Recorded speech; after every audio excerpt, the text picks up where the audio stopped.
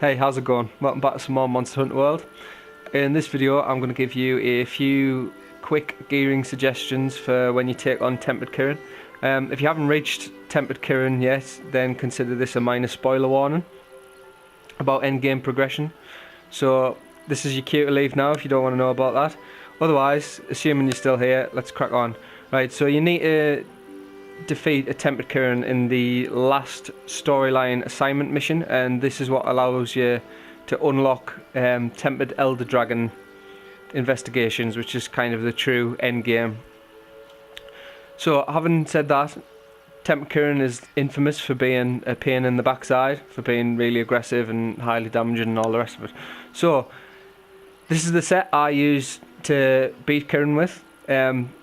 Bear in mind that your mileage may vary and there might be something else that works better for you. If that's the case, let me know down below in the comments. This is just the set I used and the thought process behind it. So this is where we're at. First off, weapon. Obviously this depends massively on what class you are. Ideally you want a weapon that has Elder Seal attached to it. Elder Seal helps stop the lightning cloak that Kirin produces that makes you strikes ricochet.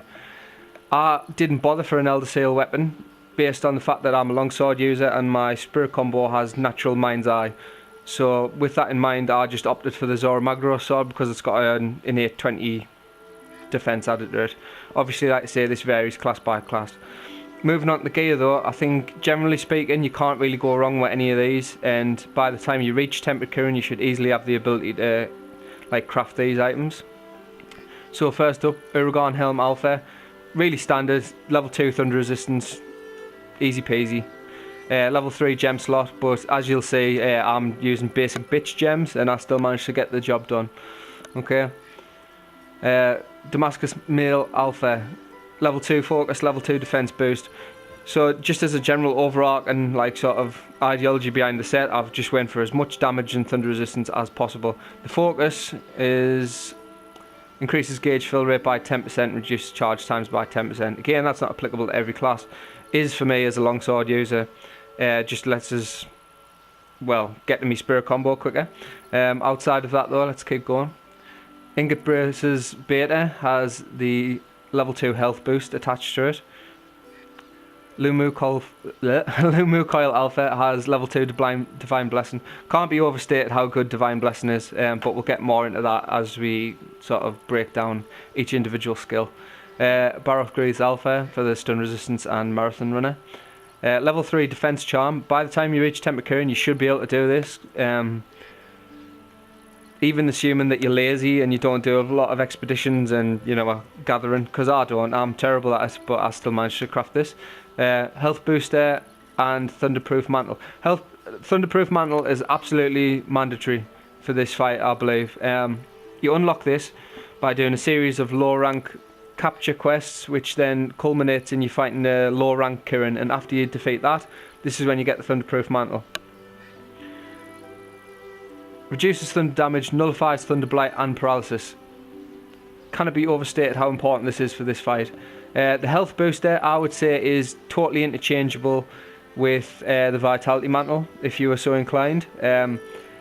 It's just a preference thing for me personally that I took the health booster, just because I run with it a lot. Okay, so going over the skills that we've got for the entire set. Level 5 defense boost, so straight up 25 extra defense plus 3 all elemental resistances. Health boost, that's an additional 50 base health, so that stacks with your bonus that you get from eating your meal as well, so that means you can have a total of 200 health, which, more health, more margin for error. Level 3 thunder resistance, again, regardless of your gear that you choose to use, you should aim to max this, because plus 20 thunder resistance is fantastic for this fight, and the plus 10 defense for level 3 is just a nice added bonus. Stun resistance level 2. Kirin can, well, all monsters can stun you if they hit you enough. Kirin's lightning attacks can cause paralysis. I opted for more stun resistance than paralysis resistance based purely on the fact that I found that I was getting stunned more than I was paralysed. Level 2 focus, we've been over that. Gain Divine Blessing has a predetermined chance of reducing the damage you take, while active reduces damage taken by 30%. That's for the level 2. If you can max this, even better. This has saved us more times than I can count. It always comes out in the clutch, at least I find, anecdotally. But yeah, paralysis resistance, again, the lightning attacks can cause paralysis, and usually where you find things go wrong in Monster Hunter, not just with a Tempered Kirin fight, is you either get stunned or paralysed or sleep or something. You get hit by something when you're at low health, and then there's no getting out of the way that the follow attack that you know is coming. Fortified Gem, which I've got in my gear. Fantastic. Always worth a gem slot in my opinion, because if you are doing something difficult and there's a very good chance that you're going to faint, this effect stacks twice, and most missions obviously only have, like, you can only faint twice anyway. So at level 2, that's an additional 20% attack and 30% defense. Marathon Runner is neither here nor there, it just comes with the gear that I'm using. So as you can see in the bottom right hand corner there, currently I've got 430 defense and 30 thunder resistance, which is pretty good, and it's done the job for me. So there might be a better set for dealing with Kirin, but this is what's personally worked for me. I did the Tempered Kirin fight on me first attempt, but it did take me 2 faints. I got carted twice, so take from that what you will. In terms of gearing your Palico, all that really matters is your Palico gadget and the weapon that your Palico is using. So I was lazy and I didn't bother doing anything like this at all, but if you have a Palico weapon that has Elder Seal on, that's brilliant, because that means that you don't necessarily have to take it to deal with the Lightning Cloak. More importantly though is the equipment. I went with Vigor Wasp spray just for the additional healing, because I found that I was going through like a lot of me healing sources. Another good choice would probably be the Choral Orchestra, just for the buffs, but I found that, like, more often than not I could use the on-demand healing from the spray, because obviously you just run over, you whack it, that's it. Don't need to worry about, like, your reduced movement speed while you're taking a potion or whatever. So yeah, other than that, the only other tip that I would give is making use of the canteen correctly, which I imagine the majority of the player base is like me and just goes for the chef's choice platter every single time, doesn't look at the buffs or anything, just because it's easy. You say 50 health, 50 stamina, you think, champion, that's me, that's excellent. But in this fight, it's actually worth planning accordingly. So if we go over to the canteen here and we have a quick look, it's worth noting that when you make a custom platter, depending on what ingredients you've got on determines what buffs you get.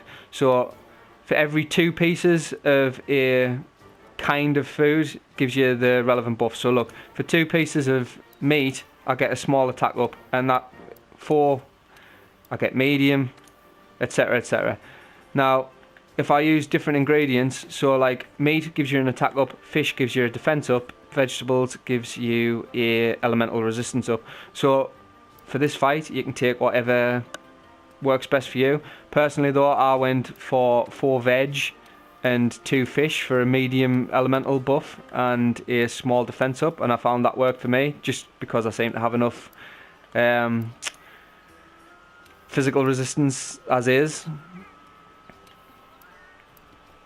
So something like this. Oh, I've got an attack up there because I didn't take me meat out. Never mind. You get the idea. The food skills, I didn't really bother looking at them, but it's worth noting that if you do it like this, as you can see, this meal only has 10 health. You're guaranteed to get the 50 stamina regardless if you have 6 ingredients. But